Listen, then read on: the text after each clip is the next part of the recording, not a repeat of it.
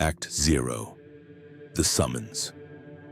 I can still taste the ash from our burning wheat field, grit between my teeth, smoke in my lungs, the metallic bite of blood where I'd bitten through my lip watching 3 seasons of work turn to black stubble under the afternoon sun.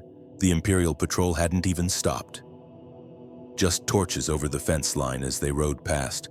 Punishment for my brother Joran speaking too loudly in Candlehearth Hall about Talos worship. Collective responsibility, they called it. The legate's proclamation nailed to our door said we were suspected of harboring Stormcloak sympathies. 27 words on parchment, 4 years of debt to the mill in Mixwater. My daughter freed us, asking why the soldiers hated us. I remember the weight of that parchment when I tore it down. Quality vellum, Imperial watermark. The edges didn't even tear cleanly, had to saw at it with my thumbnail. It stayed in my pocket for 3 days, growing soft with sweat and rain until Ulfric's man came. He arrived at dawn. I was in the goat pen, hands deep in cold water, trying to scrub smoke stink from under my nails, when his shadow fell across the fence, tall Stormcloak blue with a bear pelt across his shoulders, gray around the edges. A scar ran from his left temple down past his jaw, old, the kind that pulls the skin tight when it healed wrong. He didn't introduce himself, just leaned against the fence post I'd been meaning to replace since spring and watched me scrub. Haken, twice burned. His voice had the burr of the Reach in it. That's what they're calling me now? I kept scrubbing. The water was so cold my knuckles had gone white. What you call yourself doesn't matter much anymore. He pulled a scroll from his belt, newer parchment than the Imperial proclamation. The seal was crude, pressed with a ring, not official wax. You're summoned to Windhelm. Ulfric Stormcloak himself wants Nord farmers who understand what the Empire takes from us, men with families, men who've lost something. I've got 2 children and 15 goats, half a field that might still yield something if I can clear it before first frost. My wife's father is dying in Kynesgrove. Had, he interrupted, gentle almost, that's what made it worse. Had 2 children, had 15 goats. They took your daughter 2 nights back. Empire needed volunteers for the work crews at Nightgate Inn. Rebuilding after Stormcloak raids, they said. She's 11, isn't she? The world went very quiet. I could hear each individual bleat from the pen, water dripping from my hands, my own pulse in my ears like hammering on an anvil. You're lying. I'm not. He unrolled the scroll partway. I saw names, dozens of them. Freitas was 3rd from the bottom. Her name in the blocky script of a garrison clerk who wrote hundreds of requisitions a day, age 11, agricultural worker, duration, indefinite. They took children from 8 families in Eastmarch yesterday. Retaliation for the supply caravan we burned outside Darkwater. I was moving before I decided to move. Over the fence. Hands on his collar, he let me. Didn't even step back, just stood there with that expression of tired patience. Like he'd done this before. Like he knew how this conversation always ended. Where? My voice came out strangled. Nightgate by now, maybe further. They moved the work crews fast. He waited until I let go, stepped back. Ulfric's offering you something the Empire won't, a chance to fight for her. To fight for every child they'll take if we don't stop them. The rebellion needs farmers who know the land. Need men who can move supplies, who understand the old trails, who can teach city boys which berries will kill them and which roots to dig when rations run short. Need men who have something worth fighting for. I don't know anything about fighting. You'll learn. He held out the scroll. Or you can stay here. Tend your burned field. Wait for them to come back with more proclamations, more torches, more names on lists. I took the scroll. My hands left wet prints on the parchment. That was 4 months ago. The goats are probably dead now.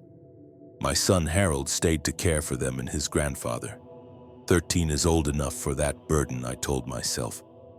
Knowing it wasn't true, I wonder if he hates me. I wonder if Freitas remembers my face. I can still taste that ash. I taste it every morning when I wake in the camp. I'll taste it, I think, until this is finished. Until Skyrim belongs to the Nords again. Until my daughter comes home, or until I'm dead enough to stop tasting anything at all. Act 1. The March to Windhelm. The road from Eastmarch to Windhelm takes 3 days if you're a merchant with a loaded cart. We made it in 18 hours. Ulfric's recruiter, his name was Bjarke, I learned, though he never offered it, set a pace that had men half my age stumbling by nightfall. There were 17 of us by the time we reached the Darkwater crossing. Farmers mostly. A blacksmith from Kynesgrove with burn scars up both forearms. 2 brothers from a logging camp near Cragslane who barely spoke except to each other in murmurs I couldn't catch. A woman named Inge who'd operated the mill in Mixwater until the Empire requisitioned her grain stores and left her with nothing but debts. We didn't talk much on the march. What was there to say? Each of us carried our own scroll, our own list of losses. I watched them walk and wondered what names were written on their parchments, what they'd lost, what they were hoping to take back. Bjarke led us along the old hunter trails away from the main road, narrower paths where 2 men couldn't walk abreast, where exposed roots waited to catch boots in the pre-dawn darkness. He moved like he'd walked these trails 1,000 times, never hesitated at a fork, never checked the moss on the trees or looked for trail markers, just walked with that steady, ground-eating pace that spoke of military training worn down to reflex. The first time we stopped, the sun was fully up and my legs were burning. We'd climbed steadily since leaving the crossing, up into the rocky country where the wind comes straight off the Sea of Ghosts with nothing to slow it. Bjarke called a halt at a cluster of standing stones, old ones pre-Empire, the kind with runes that have been worn smooth by centuries of weather. I collapsed against one, feeling the cold of the stone seep through my shirt. It felt good. Real, something solid in a world that had started to feel like I was walking through someone else's nightmare. "Drink," Bjarke said, moving among us and checking packs. "But not too much. We don't stop again until Windhelm's walls are in sight." I pulled out my waterskin leather. My wife Dala had made it 3 winters back, stitching it by candlelight while snow piled against the shutters. The leather was scuffed now, wearing thin at the seams. I wondered if it would last as long as this war. If I would. The blacksmith, he'd said his name was Torben, lowered himself beside me with a grunt. His face was red with exertion, sweat cutting tracks through the dust on his cheeks. He was breathing hard. Too hard, I realized with a dull sort of surprise that he was older than I'd thought, maybe 50. The strength in his arms had hidden the gray in his beard, the way he moved with the careful deliberation of a man whose joints ached in the morning. "First time?" I asked. He nodded, too winded to speak. After a moment, he managed, "You?" "Yeah." I took a drink. The water was cold, tasting of the leather and something metallic. "Got a family?" "Wife died last spring, rock joint." He wiped his mouth. 3 sons. Empire took 2 for the Legion 6 months back. Mandatory conscription, they called it. The 3rd, he trailed off, stared at his hands. The scars there looked like they went deep, old burns that had turned the skin shiny and tight. The 3rd spoke out against it, said Nords shouldn't be forced to fight for an empire that spits on their gods. They hanged him in Windhelm, public execution. I watched from the crowd because they'd have arrested me if I didn't.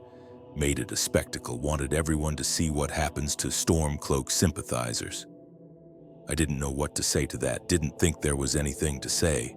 After a moment, I offered him my waterskin. He took it, drank, handed it back. "My daughter," I said. Felt like I owed him something in return. Empire took her for a work crew. She's 11. He looked at me, really looked. I saw something in his eyes then.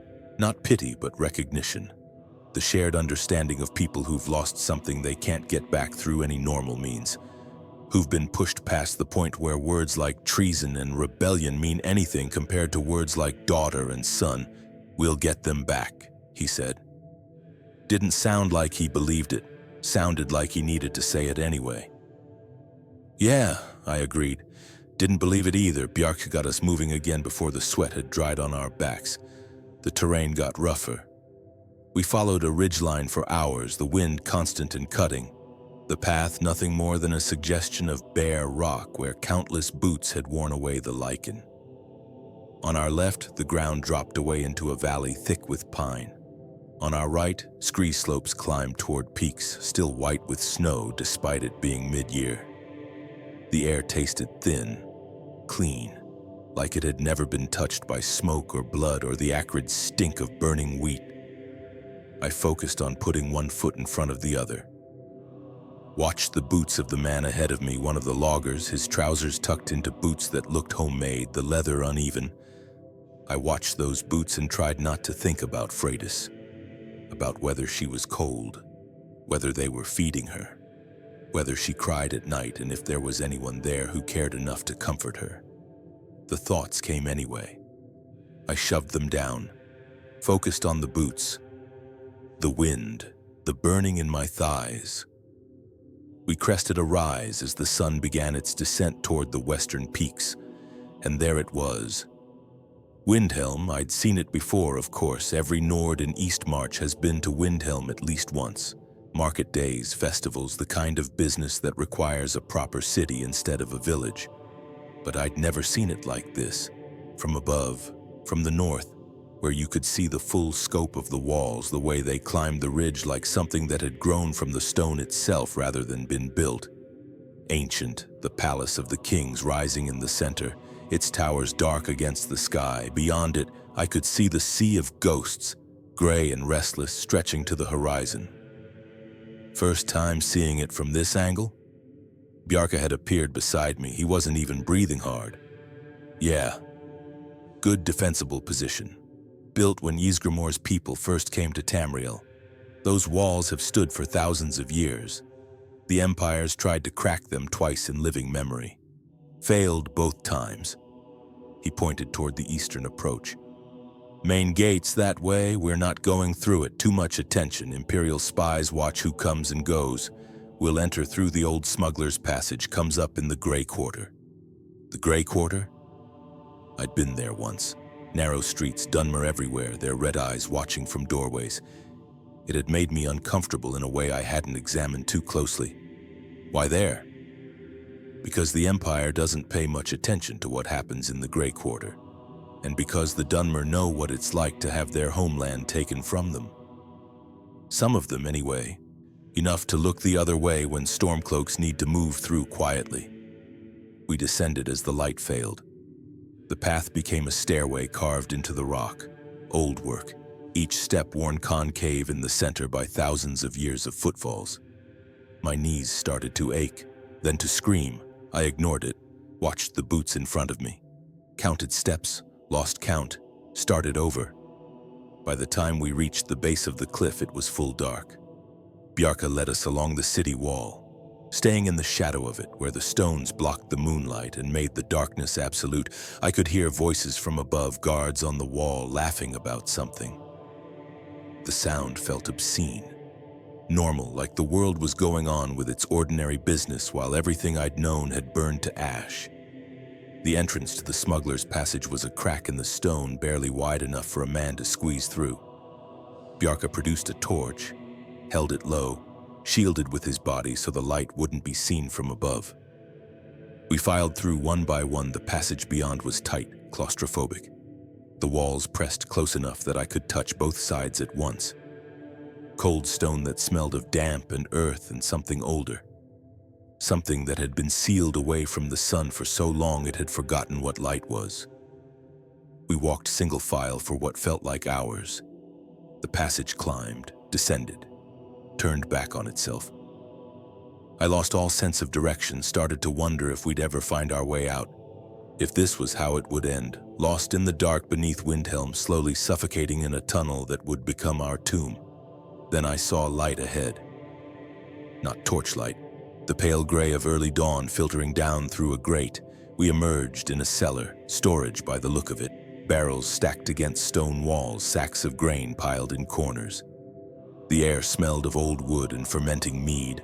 Bjarke extinguished the torch, stamped it out thoroughly. We stood in the dimness, breathing hard, while he crept up the stairs and checked that the way was clear. "Welcome to Windhelm," he said when he came back down. His face was shadowed grim. "Welcome to the Rebellion, Act 2, the Palace of the Kings." We waited in that cellar for 3 hours, Bjarka left us there with instructions not to move, not to make noise, not to do anything that might draw attention. Then he vanished up the stairs and didn't come back. We sat among the barrels in silence. I dozed eventually, head against a grain sack that smelled faintly of must. When I woke, my neck was stiff and Torben was staring at his hands again, turning them over in the dim light like he was searching for something written on his palms. When Bjarka finally returned, the light filtering through the grate had shifted, morning proper. I could hear the city waking up, distant voices, the clatter of cartwheels on cobblestones, a dog barking. Normal sounds, peaceful sounds, they made my chest ache. "Come on," Bjark said. "One at a time, stay close, don't make eye contact with anyone." We emerged into the gray quarter. I'd forgotten how cramped it was. Buildings pressed close together, their stone walls stained with smoke and mildew.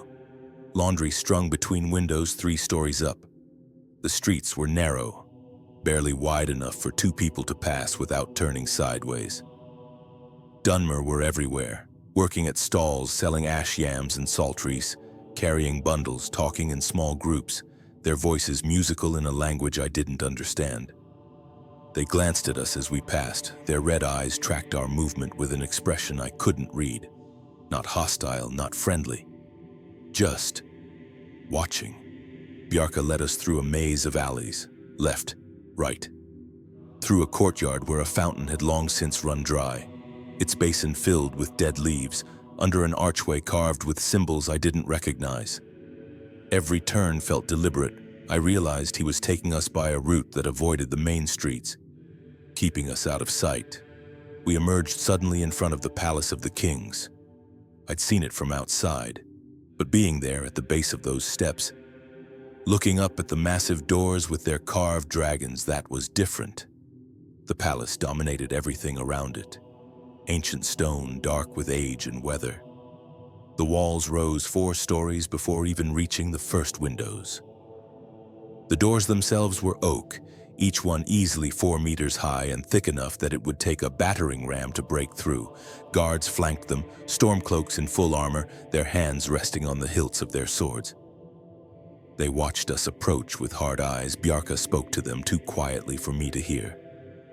One of the guards looked us over, 17 exhausted farmers and tradesmen who probably looked more like refugees than soldiers. His lip curled slightly, but he stepped aside. The doors opened. The entrance hall was dim after the morning brightness. It took my eyes a moment to adjust. When they did, I saw a space that could have swallowed my entire farm, vaulted ceiling lost in shadow. Banners hanging from the walls, Stormcloak blue with the bear of Windhelm. Ancient and faded at the edges, pillars carved with reliefs of battles I didn't recognize. Everything was stone, cold, echoing. Our footsteps rang out as we crossed the floor, each one sharp as a hammer blow. At the far end, I could see the throne room. The doors there stood open, firelight flickered within. I caught glimpses of more people, soldiers, by the look of them. The sound of voices muted by distance. Bjarka led us to a side chamber instead. Smaller, more functional, a long table dominated the center, its surface scarred with old cuts and burns. Benches lined the walls. A fire burned in a hearth big enough to stand in. The warmth felt shocking after the cold of the entrance hall. "Wait here," Bjarka said. Then he was gone again. We stood uncertainly. After a moment, Inga moved to the fire, held out her hands to it. Others followed. I stayed by the door. My legs didn't want to hold me anymore, but sitting felt like admitting defeat somehow, like accepting that this was really happening. A woman entered, mid-30s maybe. She wore Stormcloak armor that looked like it had seen actual use. Dented, repaired in places, the blue paint worn away at the edges. Her hair was blonde, braided back in a practical style that kept it off her face. A scar cut across her left cheek. She looked us over with the same hard assessment the door guard had used. "I'm Captain Yursild," she said. Her voice carried the kind of authority that came from having people die when you made mistakes. "You're here because Ulfric Stormcloak believes you can serve Skyrim, because you've been wronged by the Empire and you're willing to fight to make it right. That's good. We need that anger, that purpose." But anger alone won't win this war. She began to pace. Slow, measured. Her boots clicked on the stone with each step. You're farmers, tradesmen. You know how to work, how to endure hardship. That's valuable. The Legion thinks we're just rabble.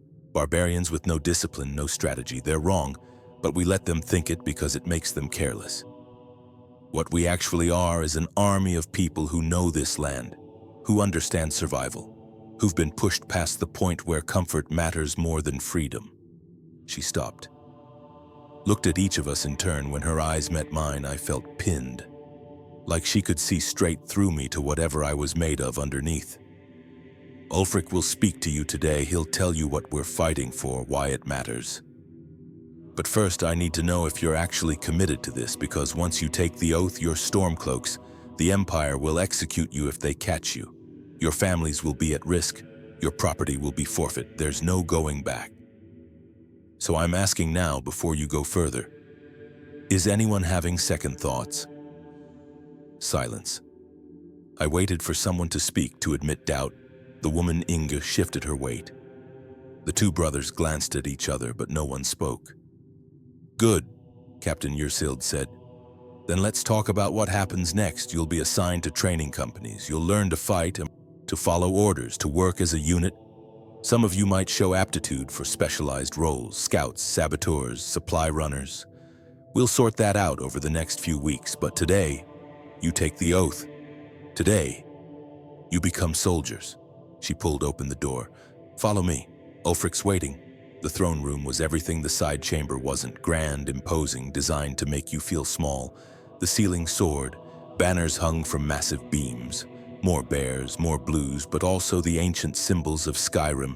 The dragon, the crown, the serpent eating its tail. Braziers burned along the walls, their flames casting everything in warm light that somehow made the shadows deeper. And at the end of it all, on a throne that looked carved from a single piece of stone, sat Ulfric Stormcloak. I'd never seen him before. Not in person. You heard stories. Everyone in Skyrim had heard stories. The man who shouted the High King to death, the leader of the rebellion, the true son of Skyrim. In my mind, I'd built him into something larger than life, a figure from legend.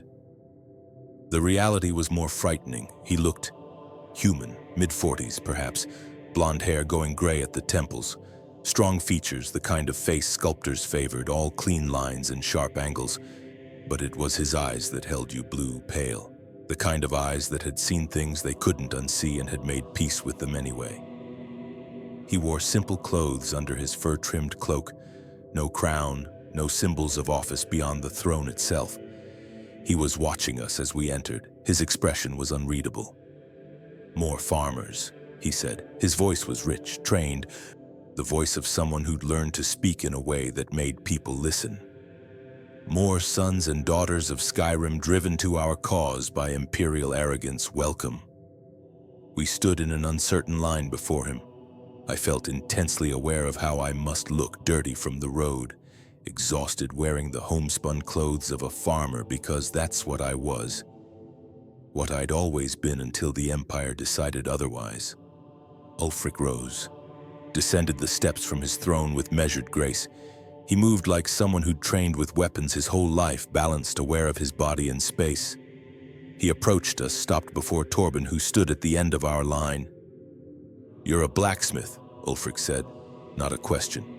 "Yes, Jarl," Torben stammered. "I mean, yes, sir. We need smiths, good ones, men who understand steel, who can keep weapons sharp and armor whole." Ulfric's gaze moved down the line, stopped on Ing. "You operated a mill." "Until they took it," she said. Her voice was steady, but I heard the anger underneath. "Then you understand logistics, supply chains, how to move grain from where it grows to where it's needed." He continued down the line, stopped before me, those pale eyes locked onto mine. "And you? What can you offer Skyrim?" My mouth was dry. "I'm a farmer, I know the land around Eastmarch, the trails, which plants are safe, where water can be found. You know how to make things grow in difficult conditions, how to coax life from hard ground." He nodded slowly. "We need that too. All of it, every skill, every bit of knowledge. This isn't the Legion. We don't have the Empire's resources, no unlimited supplies, no steady stream of reinforcements from Cyrodiil. Everything we have, we take or we make or we trade for. Every victory costs us, every defeat might be our last. So we need people who know how to survive, how to make do with less, how to turn nothing into something. He stepped back, looked at all of us. I won't lie to you, this war is brutal. The Empire has the weight of an entire continent behind it. They have training, discipline, resources. What we have is conviction, the knowledge that Skyrim belongs to the Nords, that our gods deserve worship, that no foreign power has the right to dictate our laws, our customs, our faith. Is that enough to win? I don't know. But it's enough to fight, and if we fight well enough, if we hurt them badly enough, maybe they'll decide Skyrim isn't worth the cost. He paused, the silence stretched. Somewhere in the palace, I could hear the distant clank of armor, footsteps on stone. The Empire burned your fields, Ulfric said, looking directly at me. Took your daughter. They think that will break you, that you'll accept their authority because resistance is too costly. Are they right? No. The word came out harsh. Definite. Good. He moved to the next person, asked the same question in different words. Received the same answer. When he'd spoken to each of us, he returned to stand before his throne. Then kneel, he said. All of you kneel and swear to me, swear to Skyrim, swear that you'll fight until we're free or you're dead. That you'll follow orders even when they're hard. That you'll hold the line even when you want to run. That you'll be the weapon Skyrim needs to drive out the Empire and reclaim what's ours. We knelt. The stone was cold and hard against my knees. I could feel it even through my trousers. I bowed my head, listened to Ulfric's voice wash over us as he led us through the oath. The words were old, formal. Half of them I didn't fully understand, but I spoke them anyway, repeated them phrase by phrase, felt them settle into me like stones dropping into a well. When it was done, Ulfric told us to rise. We did. My knees cracked. I felt dizzy, lightheaded, like I'd just signed away something I couldn't get back. You're Stormcloaks now, he said. Sons and daughters of Skyrim, welcome to the rebellion. Act 3. Training. They sent us south the next day, not back to Eastmarch. Captain Yursild explained that trained soldiers were needed on the active fronts. Recruits were trained away from the major cities, in camps hidden in the wilds where Imperial scouts were less likely to stumble across them. Our destination was somewhere in the Rift. She didn't give us more specific details. Operational security, she called it. If you don't know where you're going, you can't tell anyone if you're captured. The thought of capture hadn't occurred to me until that moment. It settled into my stomach like cold lead. We traveled in groups of 3 or 4, staggered departures over 2 days to avoid attention. I was paired with Torben and one of the logger brothers. His name was Gunnar. He finally volunteered, speaking in a low rumble that sounded like rocks grinding together. We left Windhelm through the main gate this time, dressed in the rough clothes of merchants, with papers identifying us as workers bound for the lumber mills outside Riften. The papers felt flimsy. I kept expecting guards to stop us, to look too closely, but they barely glanced up from their posts. 3 working men leaving the city wasn't worth their attention. We walked south for 6 days, stayed off the main roads when we could, slept rough. Gunnar knew the country. He'd logged these forests for 15 years before the Empire requisitioned his camp and conscripted his workers. He led us through pine forests so thick the sky disappeared behind the canopy, along ridgelines where the wind made the trees sound like they were whispering, past ancient barrows that loomed from the landscape like rotten teeth. On the 4th night, we made camp in the ruins of a watchtower, old Imperial. The walls had collapsed inward, leaving only the rough outline of what it had been. We built a small fire in what had been the main chamber, the stones still forming enough of a windbreak to hide the light.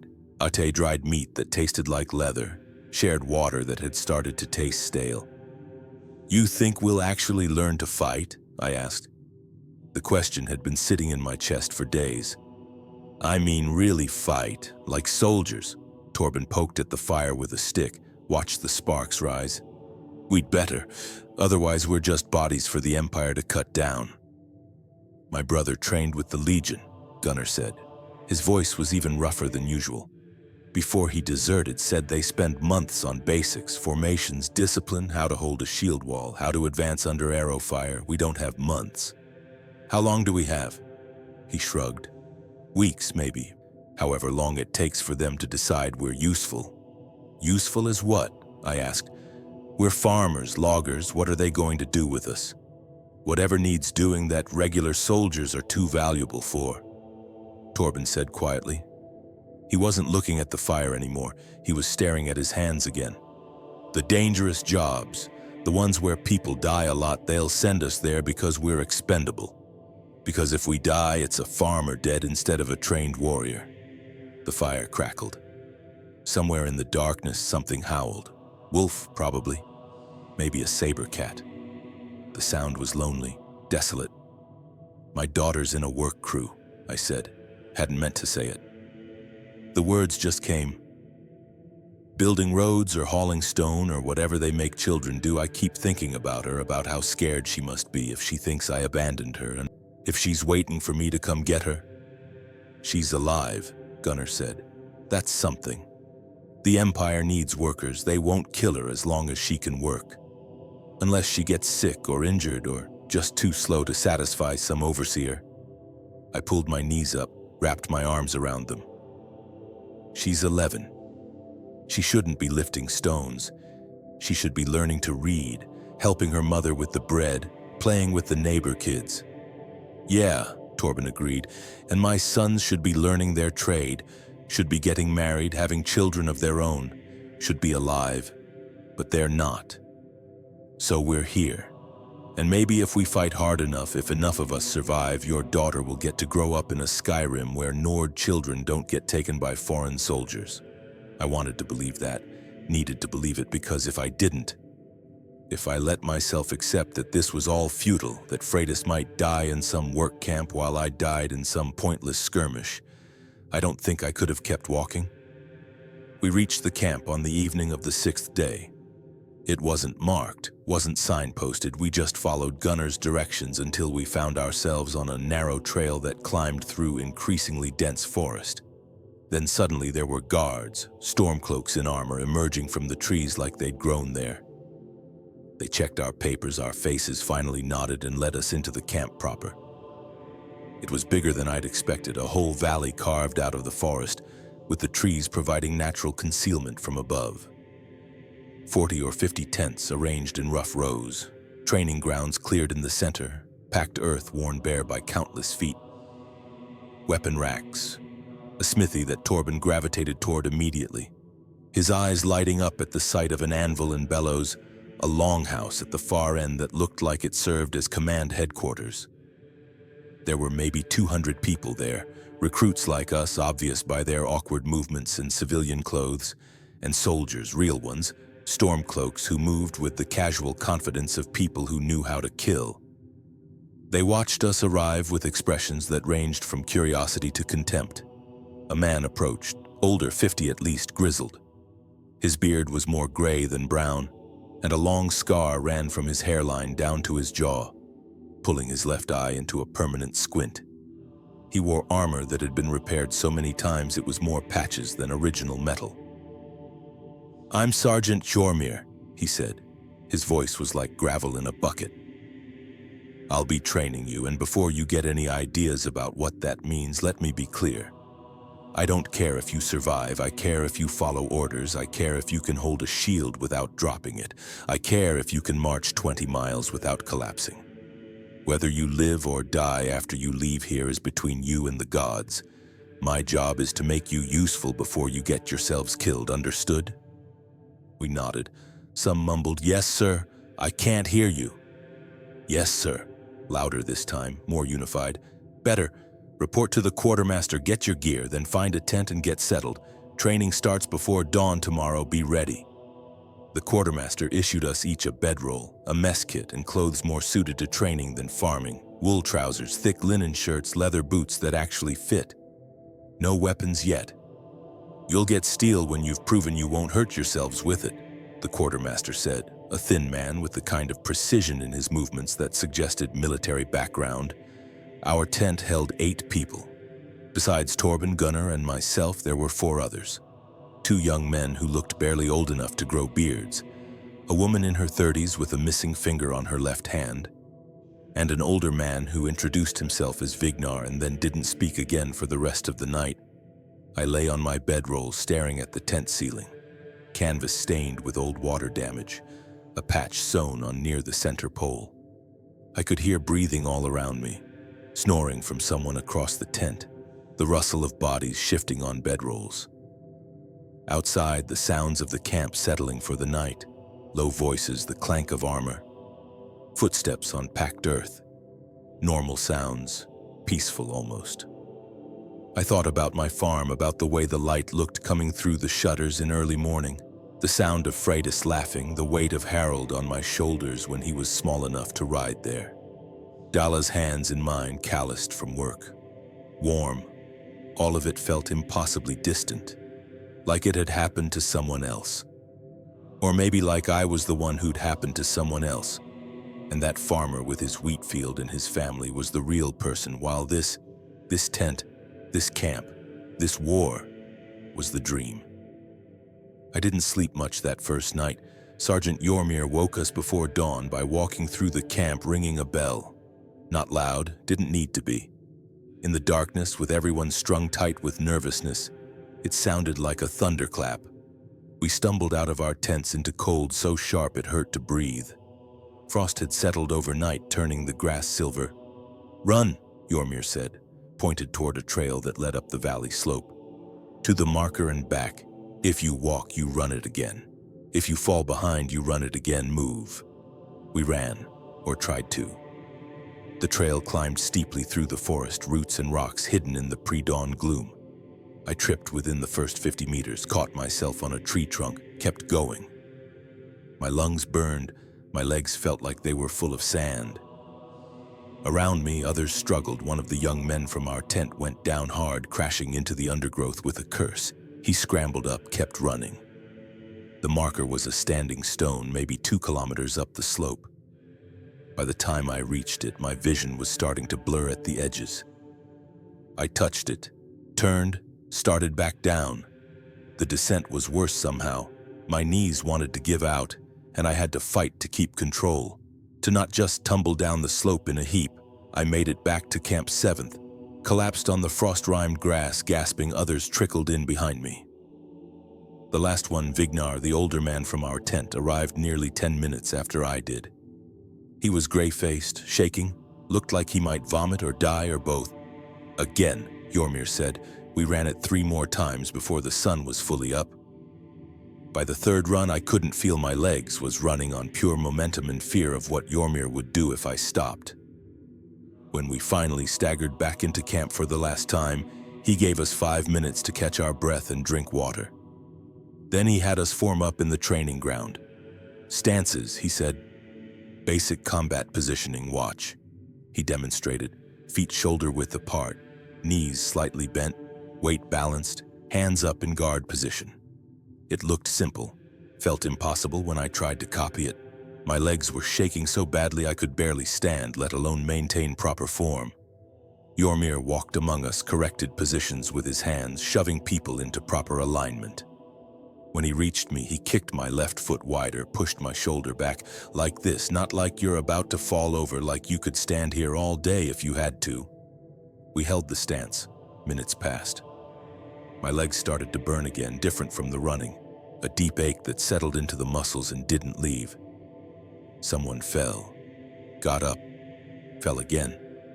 Jormir made him hold the stance alone while the rest of us watched, until the man was crying openly, tears cutting tracks through the dirt on his face. "This is what holding a shield wall feels like," Jormir said. His voice was flat, educational. "Except you're doing it in armor, in the mud, with arrows falling around you and some legion bastard trying to stab you through the gaps. If you can't hold a basic stance for 10 minutes in training, you'll break in combat. And when you break, the men beside you die, understand?" We understood. The days blurred together after that. Each one the same brutal routine: dawn runs, stances, shield drills without shields, just holding position, learning to move as a unit. Yormir would call commands and we'd shift, trying to maintain formation, trying to move together instead of as individuals. We failed constantly, got screamed at, did it again. After a week, they gave us practice shields, wood and leather, lighter than proper combat shields, but still heavy enough to make your arm burn after holding them for more than a few minutes. We learned to lock them together, to present a solid wall, to advance in formation, small shuffling steps that kept the line intact. Faster! Yormir would yell. The enemy doesn't wait for you to get your timing right. They're charging while you're still trying to remember which foot goes first. We practiced against each other, formed shield walls and crashed into them. The impacts hurt even with practice shields. I took an accidental strike to the face that split my lip and left me tasting blood for hours. Gunnar broke a finger when someone's shield caught his hand at the wrong angle. The healers, two elderly women who ran the medical tent with iron-fisted efficiency, splinted it and sent him back to training the same day. In the second week, they introduced weapons, wooden practice swords, but weighted to match real steel. I'd never held a sword before. The balance felt wrong. The grip awkward. I couldn't figure out how to swing it without leaving myself open, without overextending. You're farmers, one of the combat instructors said, a scarred woman named Helga who'd apparently survived 3 major battles. You're not going to outduel Legion soldiers. They've been training since childhood, but you don't need to duel them. You need to survive long enough to get one good strike in, that's all. One opening, one mistake they make. That's your chance. She taught us dirty fighting, how to use terrain, how to throw dirt in someone's eyes, how to target knees, groins, anywhere that would drop an opponent fast. How to work with the person beside you, one person high, one low, making it impossible for an enemy to defend both angles at once. Honor is for jarls and heroes, she said. You want to survive? You forget about honor. You fight mean. You fight to kill. And you don't stop until they're dead or you are. We sparred. I lost count of how many times I got hit, how many bruises accumulated across my arms, my ribs, my legs. Torben developed a black eye that took 2 weeks to fade. One of the young men from our tent, his name was Sindri, broke his nose. The healers reset it while he screamed. At night, we collapsed in our tents, too exhausted to talk, too sore to do anything but lie there and try to find a position that didn't make something hurt. I wrote letters to Dala that I had no way to send, told her I was alive, that I was learning, that I thought about her and Harold every day, that I was going to get Freitas back if it killed me. I never sent them, kept them folded in my pack where they felt like a promise I might not be able to keep. In the 3rd week, they started taking us on marches, full packs, miles of rough terrain, learning to move as a unit even when exhausted, even when every step was agony. We'd march for hours, then immediately form up for drill, no rest, no water until we got it right. Legion won't wait for you to catch your breath, Yormir said, always said, like it was a mantra. They'll hit you when you're tired, when you're hungry, when you think you can't take another step. That's when discipline matters. That's when training is the only thing keeping you alive. People broke. Not many, maybe 1 in 10, but some couldn't handle it. Couldn't take the exhaustion, the pain, the constant grinding pressure. They'd disappear in the night or just refuse to get up one morning. The sergeants would come take them away. I never saw where they went, never asked, didn't want to know. The rest of us hardened, got leaner, meaner. I noticed it in myself, the way I moved differently now, more economically, the way I could march for hours without thinking about it. The way holding a sword felt less foreign, more like an extension of my arm. The way I didn't flinch anymore when practice weapons came at my face. In the 4th week, they put us through the gauntlet, that's what they called it, the gauntlet, a stretch of forest terrain where they'd set up obstacles, traps, targets. We had to run it in full kit, practice armor now, leather that was still heavy enough to make you sweat while instructors pelted us with arrows. Blunted arrows, but they still hurt like hell when they connected. The point was to get through without stopping, without breaking formation while under fire. The first time through, I got hit 4 times. Once in the thigh, that one dropped me. I got up, kept going because stopping wasn't an option. Torben took an arrow to the shoulder that hit the leather wrong and punched through, drawing blood. The healers patched him up and sent him through again the next day. We ran the gauntlet every day for a week, sometimes twice a day. Learning to keep moving when you wanted to curl up and hide. Learning to trust your shield, your armor, the people beside you. Learning that fear was just noise and you could function through it if you had to. By the end of the 4th week, I could barely remember being a farmer. That life felt distant, unreal. This was reality: sweat and pain and exhaustion and the constant pressure to be better, faster, stronger, to be useful, to be a weapon Skyrim could use. On the last day of training, Jormir gathered us all in the central yard. Nearly 200 of us now. Our group had merged with others who'd been training on different schedules. We formed up in ranks. Waited. "You're not soldiers," Jormir said. His voice carried across the yard without him shouting. "Not really. Real soldiers train for years. But you're not useless anymore either. You know how to hold formation, how to follow orders, how to fight mean and survive. That's going to have to be enough." He paused, looked at us with that permanent squint. "Tomorrow you march north. Some of you are going to the Pale. There's fighting near Dawnstar. Legion trying to retake the port, some to Whiterun hold. We're contesting the roads, making it hard for them to move supplies. Some back to Eastmarch for garrison duty. You'll find out your assignments tonight. Whatever they are, remember what you learned here. Remember that you fight for Skyrim, for your families, for the right to worship your own gods in your own land. And remember that the person beside you is all that stands between you and death, so you'd better be ready to do the same for them." He nodded to the officers. "Dismissed. Report to your tent leaders for assignments." I found out that night that I was going to Whiterun Hold, supply interdiction they called it.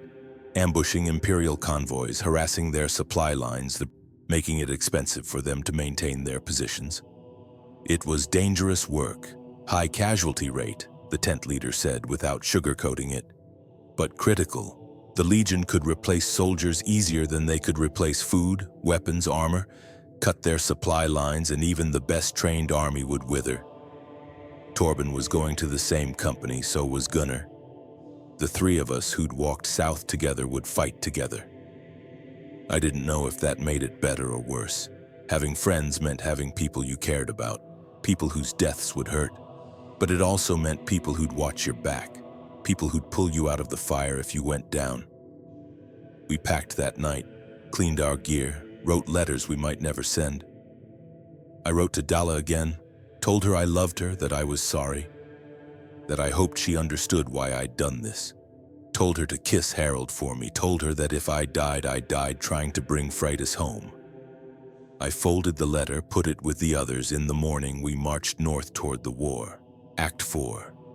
The road war Whiterun Hold in late summer was beautiful in a way that made the war feel obscene. Golden plains stretched for miles, the grass rippling like water under wind that never stopped. Farms dotted the landscape, small holdings with fields of wheat and barley, grazing cattle, windmills turning lazily. From a distance, you could almost believe everything was normal, peaceful. Up close, you saw the truth. Burned farmsteads, abandoned villages, fields left untended because the farmers had fled or been conscripted or died. The war was everywhere once you knew how to look for it. Our company, 40 men and women under Captain Ralof, a young officer who'd apparently distinguished himself at some battle I'd never heard of, operated out of a camp hidden in the hills northwest of Whiterun proper. We moved constantly, never staying in one place more than a few days. The Legion knew we were out here. They sent patrols to find us. We made sure they didn't succeed. The work was exactly what they'd described. We watched the roads, learned the Imperial supply schedules, waited for opportunities. My first ambush was 3 weeks after arriving in Whiterun Hold. Intelligence said a supply convoy would be moving from Rorikstead to Whiterun, food mostly with some weapon shipments. 8 carts, 20 Legion soldiers as escort. We had 30 Stormcloaks. Captain Ralof positioned us in the hills overlooking the road. A natural choke point where the road narrowed between 2 rocky outcrops. The plan was simple. Wait until the convoy was fully committed to the pass, then hit them from both sides, archers first to create chaos, then infantry to finish it. We waited for hours. The sun climbed, then started to descend, my legs cramped from crouching behind rocks. Sweat ran down my back under my armor. Real armor now. Leather and steel that was heavier than the practice kit that made every movement feel labored. I kept checking my sword, making sure it was loose in its scabbard. I'd sharpened it that morning until you could shave with it. Now I wondered if I'd actually be able to use it when the time came. "There," Gunnar whispered. He was beside me, his eyes better than mine. I followed his gaze and saw dust rising on the road, the convoy. They came into view slowly. 8 carts, just like intelligence said. Soldiers marching in formation, 10 in front, 10 behind. Legion discipline on display. They looked professional, dangerous. Nothing like the practice opponents at the training camp. My mouth went dry, my heart was hammering so hard I could feel it in my throat. I tightened my grip on my sword hilt. The convoy entered the pass. Captain Raloff waited. "Let them commit." The lead soldiers were almost through before he gave the signal. Arrows fell like rain. I watched them arc down, dark against the sky, impossibly slow and impossibly fast at the same time. They struck. Legion soldiers went down. Horses screamed. One of the carts overturned, spilling sacks of grain across the road. "Now!" Raloff shouted. "With me!" We charged, pouring down from the rocks, screaming, weapons drawn. The Legion was already recovering, forming up despite the chaos. They moved like they'd done this 1,000 times, shield wall up, swords ready, professional even in disaster. We crashed into them. The impact drove the air from my lungs. For a moment, everything was confusion. Shields, swords, bodies pressed too close together. I couldn't see anything except the man in front of me. A Legion soldier with a scarred face and cold eyes who was trying to kill me. He thrust with his sword. I caught it on my shield, barely, the impact numbing my arm, stabbed back, missed. He pivoted, came at me from another angle. I couldn't keep track of everything. Couldn't think, just reacted, doing what training had drilled into me without conscious thought. Beside me, Torben swung his sword like a hammer. A Legion soldier went down. Another took his place.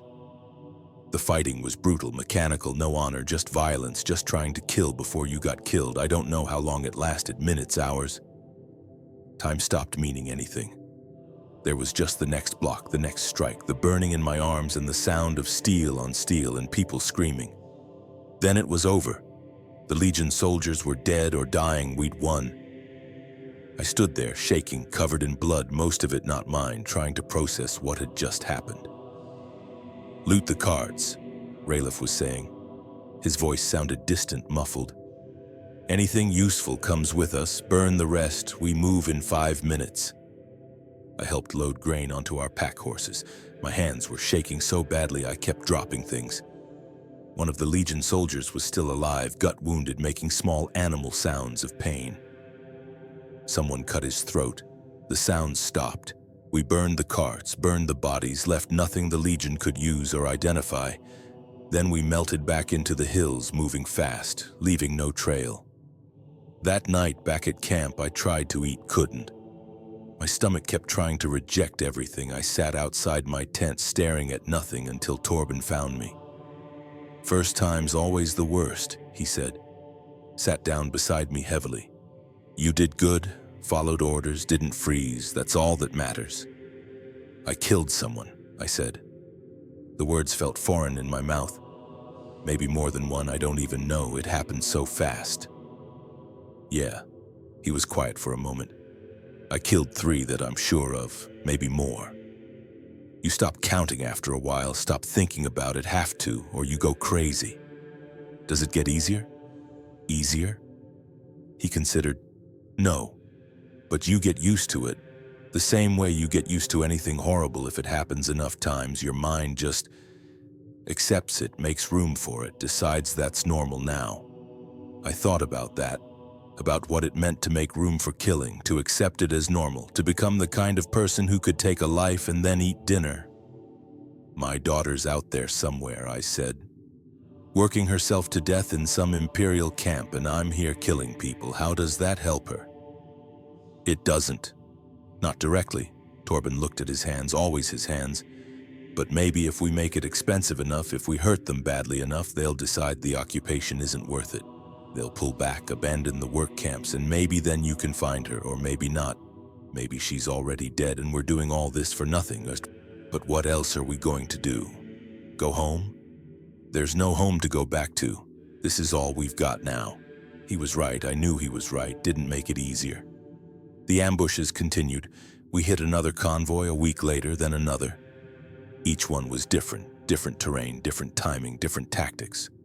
But the pattern was always the same. Wait, strike, kill, burn, disappear. Try not to think too much about the faces of the dead. We lost people too. In the third ambush, the Legion had reinforcements hidden, a squad of cavalry that hit us from behind while we were engaged with the convoy. They cut through our rear line before we could respond. 7 Stormcloaks died. Gunnar took a sword thrust through his side that the healers said should have killed him. Somehow it missed everything vital. He was back fighting 3 weeks later. Moving carefully, one hand always pressed to his ribs like he expected them to open up again. In the 4th ambush, I killed a man whose face I could see clearly. Young, maybe 20. He slipped in the blood, went down, and I was there with my sword before he could recover. I looked him in the eyes while I killed him. Watched the light go out. He had freckles across his nose. I can still see them when I close my eyes. After 2 months, Captain Ralof called me into his tent. It was small, barely enough room for a bedroll and a campaign desk. Maps covered every surface, weighted down with stones and daggers. "You're good at this," he said without preamble. "Better than most, you follow orders, keep your head, don't panic, I'm putting you forward for scout training." I blinked. Scout training. We need people who can move through the countryside without being seen, who can get close to Imperial positions and report back what they find, who know the land well enough to travel by night. Your file says you're from Eastmarch, that you know the terrain.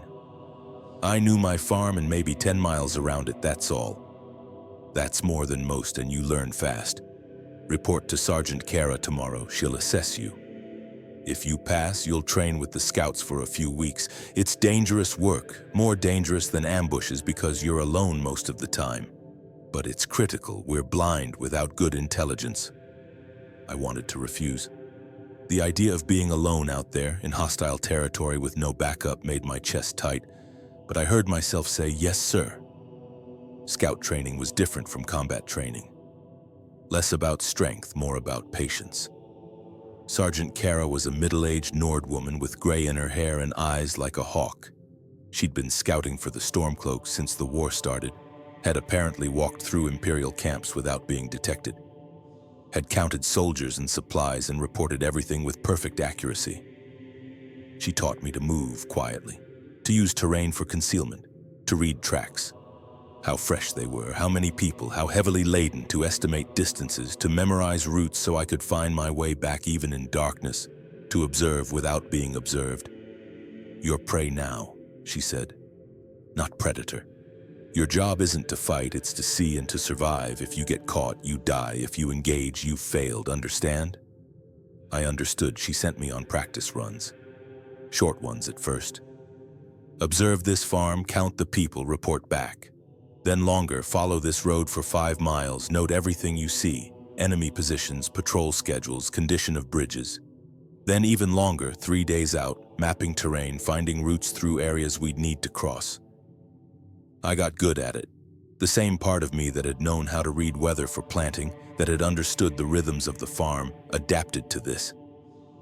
I learned to see patterns, to notice things that didn't belong, to move through the landscape like I was part of it. My first real mission came 6 weeks into scout training. Intelligence wanted to know if the Legion was building up forces in Whiterun proper. My job was to get close enough to the city to count soldiers, estimate supplies, identify any preparations for a major offensive. I went alone, left at dusk, moved cross-country, avoiding roads, using the darkness and the terrain for cover. It took me 2 days to reach Whiterun. I spent another day observing from the hills, watching patrols come and go, counting heads, noting equipment. The Legion was definitely building up, New troops arriving daily, supply wagons, engineers working on fortifications. They were preparing for something big. I made notes, drew rough maps, counted everything I could see.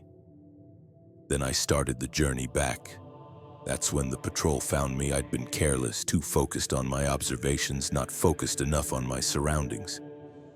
They came over a rise while I was crossing open ground. 6 Legion soldiers on horseback saw me immediately, started shouting, charged. I ran, dropped everything except my pack and my knife, sprinted for the nearest cover, a stand of trees maybe 300 meters away.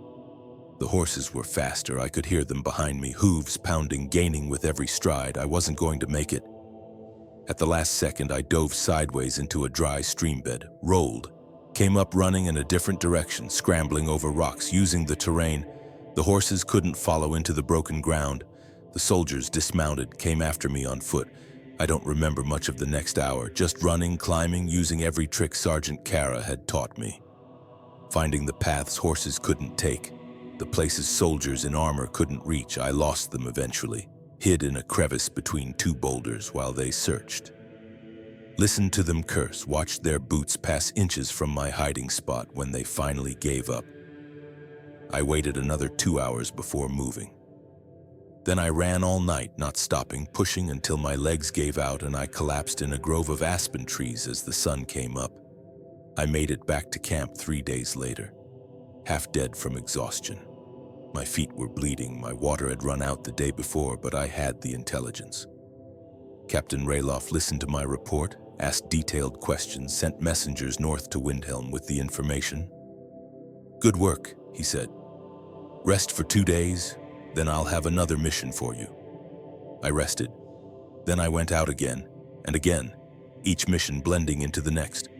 Watching, counting, running when I had to. Hiding, learning the peculiar skills of staying alive when you were alone in hostile territory. The war ground on. We hurt the Legion. They hurt us back. Supply lines got cut and re-established. Territory changed hands. People died on both sides. The reasons for it all started to feel distant, abstract. What mattered was the next mission, the next patrol to avoid, staying alive one more day. I stopped writing letters to Dala. Stopped thinking about the farm. Those things belonged to someone else. Someone I used to be. Now I was a scout, a tool, a weapon pointed at the Empire. I was useful. That's what I told myself when I couldn't sleep, when the faces of the dead came back to visit. When I wondered what I was becoming, I was useful. And if I was useful long enough, maybe I'd live long enough to find Freitas, maybe. That's what I told myself. Act 5. The mission at Nightgate. The order came in late autumn. Snow had started to fall in the high country, dusting the peaks white, warning that winter was coming fast. We'd been operating near Rorikstead, harassing Legion supply lines, burning what we couldn't carry, making that whole stretch of road a nightmare for Imperial quartermasters. Captain Raloff called me into his tent. The maps were different this time. Not the familiar terrain of Whiterun Hold, but somewhere north. The Pale by the look of it. Nightgate Inn, he said. Tapped a location on the map. You know it? My chest went tight. I know it. There's a work camp there. Empire's been using forced labor to rebuild the road and expand the inn into a supply depot. About 200 workers, mix of men, women, children, guarded by a Legion detachment, maybe 40 soldiers. Intelligence says they're preparing to move the workers south. They've gotten what they need from them, and now they're going to redistribute them to other projects, or just kill them. Intelligence isn't sure. He looked up at me. One of those workers is your daughter, Freitas, age 11. She's been there for 5 months. The world tilted. I grabbed the edge of the campaign desk to steady myself. You're sure? As sure as we can be. Cross-reference names from requisition list. She was transferred there from the initial assignment back in early summer. Been there since. He paused. We're going to hit the camp. Free the workers. It's going to be messy. We'll be outnumbered. The Legion will have fortified positions and we'll have civilians to protect during extraction. But Command thinks it's worth it. Good propaganda. Shows the people we're actually fighting for them, not just burning supply wagons. When? 3 days. We march tomorrow. You'll scout ahead, map the defenses, find us a route in. Then you'll guide the assault team. After that, he shrugged. After that, you find your daughter and you get her out. That's the deal. You do this. You've earned the right to take her home, or as close to home as exists anymore. I couldn't speak, could barely process what he was saying. After 5 months of not knowing if she was alive, if she was hurt, if she remembered me, and now this. A chance, slim, dangerous, maybe suicidal, but a chance. I need to know you can do this, Ralof said quietly. I need to know you won't lose focus because your daughter's there, that you'll complete the mission even if it means leaving her behind. Can you do that? Yes, I lied. He studied me for a long moment, then nodded. All right, brief the team leaders tonight. We leave at dawn. I left Nightgate 2 days later in the pre-dawn darkness, moved fast, traveling light, using all the routes I'd learned over months of scouting. The weather was turning, cold wind out of the north carrying the smell of snow. Winter arriving early, it would make the mission harder, but it would also give us cover. The Legion wouldn't expect an attack in bad weather. I reached Nightgate on the evening of the second day. The inn sat at a crossroads where the main road from Dawnstar met the old trail that wound east into the mountains. It had been expanded like intelligence said, new buildings clustered around the original inn. Warehouses and barracks and what looked like administrative offices. A wooden palisade surrounded the whole complex. Guard towers at the corners, sentries walking regular patrols. And behind it all, the work camp. I could see it from my position in the hills, a separate enclosure, cruder than the main compound, tents and rough shelters, smaller palisade, guards posted but fewer of them, more focused on keeping people in than keeping attackers out. I spent a day and a night watching, counting soldiers, timing patrols, mapping guard positions, looking for weaknesses. The workers came out during the day to labor on the road, breaking rocks, hauling stones, digging foundations. They were guarded but not heavily. The Legion clearly didn't think they'd run. Where would they go? Most of them were half-starved, wearing rags, in no condition to survive a journey through the wilderness. I watched every worker I could see, searching for Freitas, a blonde girl, small for her age. Quick, always moving, I'd know her anywhere. I didn't see her. Terror settled into my gut like ice. Maybe she wasn't here. Maybe intelligence was wrong. Maybe she'd been moved already or died, or... Then I saw her. It was late afternoon on the second day. The workers were being marched back to the camp for evening rations. She was in the middle of the group, easier to miss because she'd gotten taller, thinner too. Her face was gaunt, her clothes hanging loose. But it was her. I'd know that walk anywhere. That particular way she had of moving like she was always in a hurry even when she wasn't. My daughter alive, I watched until they filed her into the camp. Watched the guards lock the gate. Watched darkness fall over Nightgate like a shroud. Then I started the long run back to bring the company forward. The assault came on the fourth night. 40 Stormcloaks moving through terrain they'd never seen. Guided by my maps and my memory of the patrol routes, we split into 2 teams. Team 1, 20 soldiers under Captain Ralof, would hit the main compound, create chaos, draw the Legion's attention. Team 2, the rest of us under Sergeant Kara, would assault the work camp, free the prisoners, get them moving north before the Legion could respond. I was with Team 2. We waited in the darkness until we heard the first sounds of combat from the main compound, shouting, steel on steel. The crackle of fire as Ralof's team started burning buildings. Then we moved. The guards on the work camp were already distracted, looking toward the main fight. We hit them fast and quiet, knives in the dark. They went down without raising an alarm. We broke the lock on the gate, pushed inside. The workers were huddled in their shelters, terrified by the sounds of fighting. Some of them screamed when we burst in, thought we were more Legion come to punish them for some imagined crime. "Stormcloaks!" Kara shouted. "We're here to get you out. Anyone who can walk, move. Now, follow the path north. Don't stop running until you reach the rally point." Chaos, workers scrambling out of shelters, some too weak to move on their own, others just standing there, frozen by fear or confusion or disbelief. The Stormcloaks moved among them, urging them forward, carrying those who couldn't walk. I was searching, pushing through the crowd, looking for blonde hair, for a small figure, for my daughter, Freydis. I was shouting her name, over and over, Freydis. Then I saw her. She was helping an older woman stand, supporting her weight, trying to get her moving. She looked up when I called her name. Our eyes met. She didn't recognize me. I'd lost weight, gained scars. My face was harder now, worn down by months of violence and exhaustion. I looked like a stranger, a soldier, someone her father had become instead of the farmer he'd been. Freydis, I said again, softer, moved toward her. It's me. It's Da. Her eyes went wide.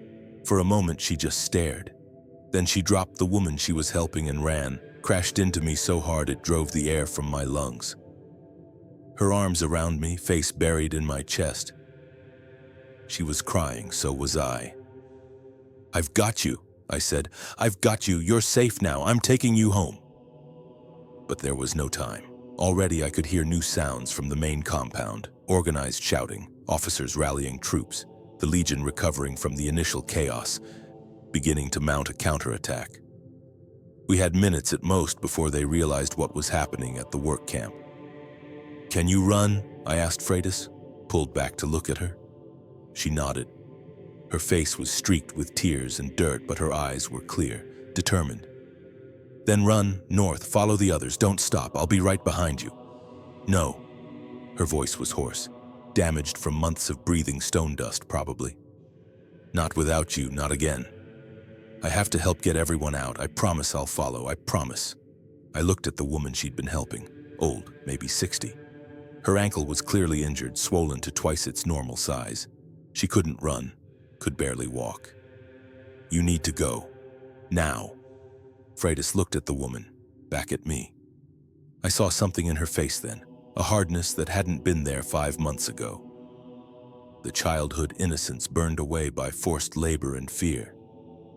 She was 11 years old and she understood exactly what I wasn't saying, that the woman would slow us down, that we'd have to leave her. Help me carry her, Freydis said, not a request, a statement. We're not leaving anyone. There wasn't time to argue. I grabbed the woman under one arm. Freydis took the other side, small as she was. We started moving, out of the camp, toward the tree line where the rally point waited. Behind us, I heard the Legion finally figuring out what was happening. Trumpets, shouted orders, the sound of soldiers forming up, running toward the work camp. We ran too, as fast as the old woman could manage, which wasn't fast enough. The other workers streamed past us in the darkness, Stormcloak shepherding them, pushing them forward. Kara passed, saw us struggling, grabbed the woman's other side so Freydis could run free. Get your daughter out of here, she shouted at me. That's an order. But Freydis wasn't leaving. She stayed close, her hand gripping the back of my belt like she was afraid I'd vanish if she let go. We stumbled through the darkness. The old woman was making sounds of pain with each step, but she kept moving, kept trying. The first arrows started falling, wild shots in the darkness, the Legion firing blind. One hissed past my head so close I felt the wind of it. Another struck a tree, the impact sending splinters flying. Contact rear, someone shouted. Stormcloaks forming a rearguard, turning to face the pursuit. The sound of combat erupting again, closer now, right behind us. We reached the tree line. Plunged into the forest where the darkness was absolute and roots waited to catch your feet. I could hear the woman gasping, feel her weight getting heavier as she weakened. Kara was cursing steadily, a stream of invective that would have made a sailor blush. Put me down, the woman said. Her voice was barely a whisper. I'm slowing you down, just put me down. Shut up and keep moving, Kara growled. We kept moving. The sounds of pursuit were getting louder. The Legion was organized now, moving fast, trying to catch us before we could disappear into the wilderness. I could hear dogs barking. They'd brought tracking hounds. We'd never outrun those, not with the whole group, not with the wounded and the children.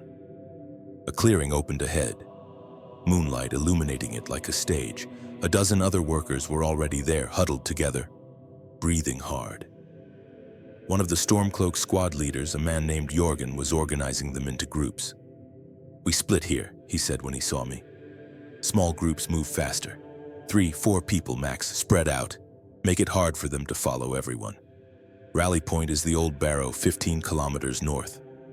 You know the one? I nodded. Ancient Nord ruin half buried in the hillside. We'd scouted it on the way south as a potential fallback position. Then take your daughter and go. Now. What about? I gestured to the old woman. I'll see she gets there. You've done enough. Get your girl to safety. I hesitated. The woman was staring at me with dark eyes that had seen too much. She nodded slowly, released her grip on my shoulder. Go, she said. Take care of your child. I went. Grabbed Fridas' hand and pulled her toward the north edge of the clearing. We plunged back into the trees. Behind us, I heard Jorgen organizing the other groups, sending them in different directions, making the Legion choose which group to follow. Fridas and I ran. She was fast, faster than I'd expected given her condition. The months of hard labor had made her lean and tough in ways no 11-year-old should be. She kept pace with me through the forest, jumping roots, dodging branches, never complaining. We ran for hours, put distance between us and Nightgate, between us and the Legion, between us and everything that had been done to her in that camp. The moon set. The darkness became total. We slowed to a walk, feeling our way forward, using the downslope as a guide. North. Always north. When dawn started to gray, the sky, we stopped. Collapsed in a hollow between 2 massive boulders where we couldn't be seen from more than a few meters away. I pulled out my water skin. We shared it. The water was cold. It tasted like life. Are you hurt? I asked. Examined her in the growing light. She was thinner than she should be. There were bruises on her arms, scars on her hands from rope burns. Her feet were wrapped in rags that had once been someone's shirt. But she was alive. She was whole. I'm fine, she said. Her voice was still hoarse. Da, where's Ma? Where's Harold? Home. Safe. Harold's taking care of your grandfather, your Ma. I paused. Didn't know how to explain everything that had happened. Your Ma knows I'm trying to get you back. That's all that matters right now. She nodded. Was quiet for a long moment. Then, you look different. Yeah, I imagine I do. You look like a soldier, like the ones who took me. That hurt more than any wound I'd taken in combat. I'm not like them. I'm fighting them. Fighting to get you back, to make it so they can't do this to any more families. By killing people? Her eyes were too knowing, too old. I heard the fighting. People died back there. Because of you. Because you came for me. Yes, no point in lying. People died. Legion soldiers. Maybe some of the workers too. Maybe some Stormcloaks. War is like that. People die, but you're alive, and we're getting you home. That's all I can do. She pulled her knees up to her chest, wrapped her arms around them, looked small suddenly, young. The hardness falling away to reveal the child underneath. In the camp, she said quietly, they told us our families had abandoned us, that we were paying for Stormcloak crimes, that no one was coming. I tried to believe they were lying, but it got harder every day, especially when people started dying. Sickness mostly, infections from injuries, exhaustion. This one girl, she was maybe 9, she just stopped breathing one night, just stopped, like she'd decided it was easier than continuing. I put my arm around her, pulled her close. She was shaking. I won't leave you again, I said. Never. Whatever happens, wherever this war takes us, you're with me now. I promise. She leaned against me. Neither of us spoke for a while. Around us, the forest was waking up. Birds calling. The rustle of small animals in the undergrowth. Normal sounds. Peaceful sounds. The kind of sounds that felt impossible after everything we'd just been through. We should keep moving, I said eventually. Put more distance between us and Nightgate. The rally point is still a half-day's walk at least. She stood, winced as her feet took her weight.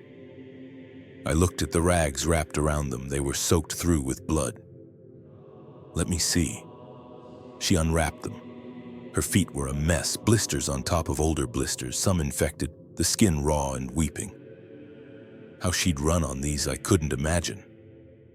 I pulled out my spare shirt, tore it into strips, rewrapped her feet as gently as I could. It wasn't much, but it was something. "Can you walk?" She nodded, set her jaw. That determined expression I knew from when she was learning to do something difficult as a child. "I can walk." We walked, slower now but steady, following game trails north, using the sun when it broke through the clouds as a guide. Around midday, we heard dogs in the distance. The Legion was still hunting, still following. We picked up the pace. Freydis didn't complain, though I could see every step hurt her. By late afternoon, we reached the barrow. Ancient stones emerging from the hillside, carved with runes that had weathered down to suggestions of meaning. The entrance was dark, forbidding, but also shelter, safety, a place to hide. We weren't the first to arrive. A dozen workers huddled in the entrance chamber along with 3 Stormcloaks. One of them was Torben. When he saw me, relief flooded his face. "Made it," he said. Clasped my shoulder. "Wasn't sure you would. The Legion followed us hard for a while. Lost them maybe an hour back." "How many?" I asked. Meaning how many made it out. "About 150 of the 200, as far as we know. Groups are still coming in, some might not make it." He looked at Freydis. "This her?" "This is her." He nodded, didn't say anything else, didn't need to. We waited in the barrow through the night. More groups trickled in, some brought wounded. The Stormcloak field medic, a young woman named Svana who'd learned healing in Markarth before the war, did what she could with limited supplies. The old woman we'd helped made it. Jorgen and Kara had gotten her out. Her ankle was badly swollen, probably broken, but she was alive. By morning, no more groups had arrived. Either they'd found other shelter or they'd been caught. We didn't know which. Captain Ralof hadn't made it to the barrow. Later we'd learn he'd led the Legion away from the main group, taking a dozen Stormcloaks with him on a running fight that lasted until dawn. They'd killed 20 Legion soldiers before going down. None of them survived. The workers we'd freed started the long journey home, or to whatever passed for home now. Some were from Eastmarch, some from the Pale, some from holds so far away they'd probably never make it back. We gave them what supplies we could spare, directions to Stormcloak-friendly villages. Luck. Freydis and I stayed with what was left of the company. 30 Stormcloaks out of the original 40. We'd lost a captain, good soldiers, friends. But we'd freed 150 people. Command would call it a success. A worthy trade. I wondered what Captain Ralof would have called it. We moved south slowly, back toward Whiterun Hold, back to the war. Freydis walked beside me. Some of the other soldiers tried to talk to her. Most gave up after a few words. She'd retreated somewhere inside herself, somewhere quiet and safe where the last 5 months couldn't reach her. At night, she had nightmares. Woke up gasping, sometimes screaming. I held her until she fell back asleep, told her she was safe, told her it was over. I was lying. It wasn't over, not really. The war continued. The Empire wouldn't stop. We'd hurt them, but they'd hurt us back. It would go on and on until one side couldn't fight anymore. But I had my daughter back. For now, that was enough. For now. Act 6. No return. We reached a Stormcloak forward camp in southern Whiterun Hold 3 weeks later. Small place, maybe 50 soldiers. It existed to patrol the roads, watch for Imperial movements, serve as a waypoint for messengers and scouts. They had a healer, a proper one. She examined Freydis, treated the infections in her feet, gave her medicine for the cough she'd developed, said she'd recover given time. Time, as if we had any of that to spare. The camp commander, a grizzled woman named Brienne who'd apparently been fighting since before I was born, called me into her tent 2 days after we arrived. "Your daughter," she said without preamble. She can't stay here. I know. Good. Because I'm not running a sanctuary. This is a military camp. Children don't belong. She softened slightly, marginally. There's a village, Kynesgrove, east of here near the border with Eastmarch. Stormcloak sympathizers. They take in refugees, people displaced by the fighting. She'll be safe there. Safer than here. Kynesgrove, where Dalla's father lived. Or had lived. I didn't know if the old man was still alive. 5 months of not knowing. 5 months of everything changing while I'd been too busy trying to survive to send word home. I'll take her, I said. Can't spare you for that long. We need scouts. The Legion's moving, building up around Whiterun proper. Something big is coming. She pulled out a map, marked locations. You'll take her as far as the crossroads here. We've got a supply runner heading to Windhelm. She can take your daughter the rest of the way to Kynesgrove. You'll turn south and scout the Legion's positions, report back in 4 days. I wanted to argue, to say I'd just gotten her back, that I'd promised not to leave her again. But I was a soldier now. Soldiers followed orders. Yes, Commander. Freydis took the news better than I expected. Or maybe she just learned not to expect anything, not to hope for things that might not happen. The camp had taught her that. The months of being told tomorrow would be better. Tomorrow you'll be released. Tomorrow the work will be easier. All lies, all false hope. She'd learned to accept what was in front of her and nothing more.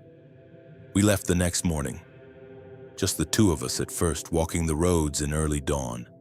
Cold. Frost on the grass. Our breath visible in the air. Winter was coming fast now. Another month and the high passes would be impassable. The war would slow down. Armies didn't campaign much in Skyrim winters. Too dangerous, too expensive. Both sides would hunker down, conserve strength, wait for spring thaw to resume killing each other. We didn't talk much. What was there to say? Everything between us had changed. I wasn't the father she remembered. She wasn't the daughter I'd left. We'd both been broken and badly remade into something different, something harder. It would take time to figure out what we were to each other now. Time we didn't have. The supply runner met us at the crossroads at noon. A young woman named Asta, maybe 20, with a cart and 2 horses. She looked at Freydis with the kind of sympathy that came from having seen too many displaced children. I'll get her there safe, she said. Got family in Kynesgrove myself. Know the roads, know where the Legion patrols are. I knelt down, brought myself to Freydis's level, looked her in the eyes. They were blue like mine, like Dalla's. The one thing about her that hadn't changed. I have to go back, I said. You understand that? She nodded. Your grandfather's in Kynesgrove.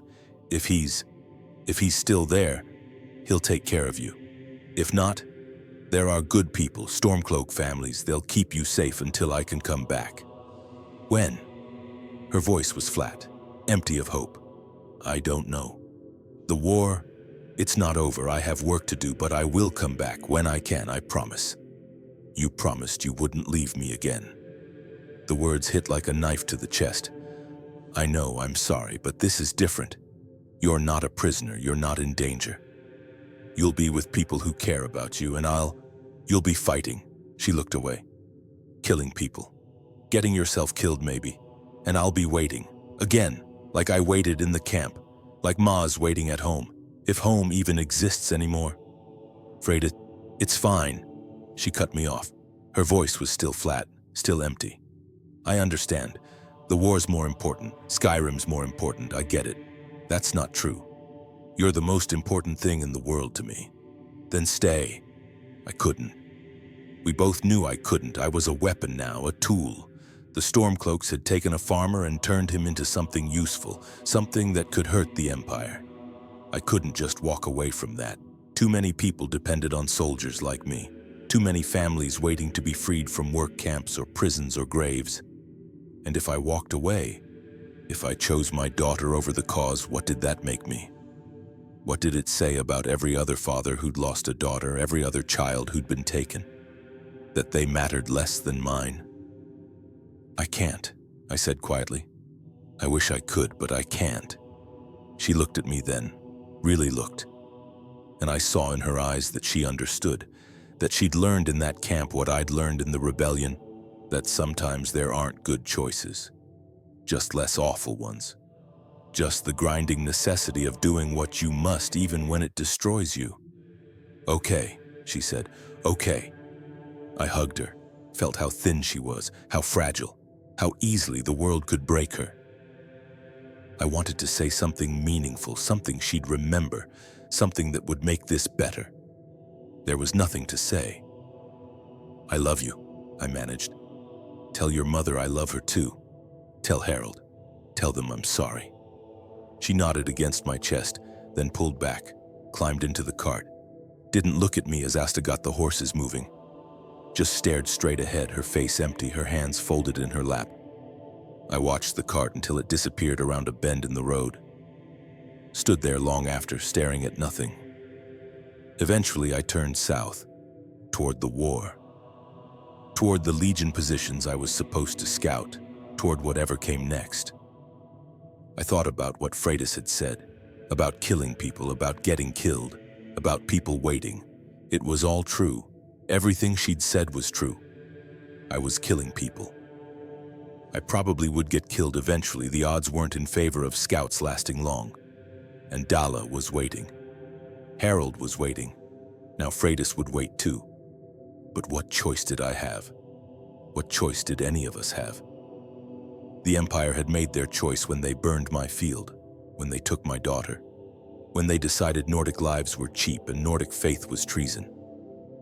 They'd backed us into corners where the only options were fight or die quietly. So we fought. And maybe we'd win. Maybe we'd drive them out. Maybe Skyrim would be free and Nord children would grow up worshipping Talos openly and no one would take them for work crews ever again. Or maybe we'd lose. Maybe the Legion would crush us. Maybe I'd die in some unnamed valley and Freitas would never know what happened to me. Maybe she'd grow up angry, bitter, hating the Stormcloaks for taking her father, hating me for choosing the war over her. I didn't know. What I knew was that I had to keep moving, south, toward whatever intelligence Commander Brienne needed.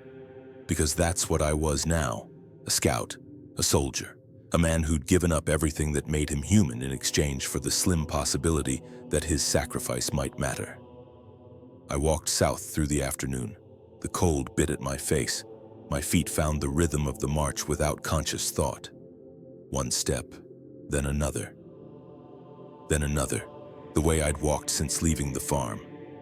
The way I'd keep walking until the war ended, or I did. Behind me, somewhere on the road to Kynes Grove, my daughter was getting further away with every step. I didn't let myself look back. Couldn't afford to. If I looked back, if I let myself really think about what I was doing, I might not be able to keep walking. So I didn't look back. The sun was setting when I reached the first observation point, a ridge overlooking the southern approaches to Whiterun. I could see the city in the distance, walls, towers, the Dragon's Reach Palace rising above it all. Smoke from countless fires, and surrounding it, like a noose drawing tight, the Legion. Camps, fortifications, supply depots, more soldiers than I could easily count, even with all my training. They were preparing for something.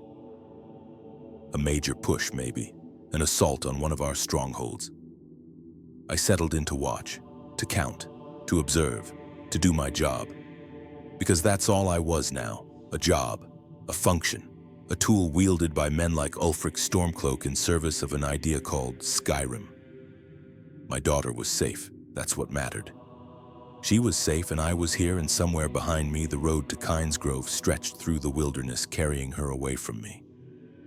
I told myself it was enough, that I'd done the right thing, that this was what being a father meant now, protecting your children by leaving them behind, by fighting a war that might never end.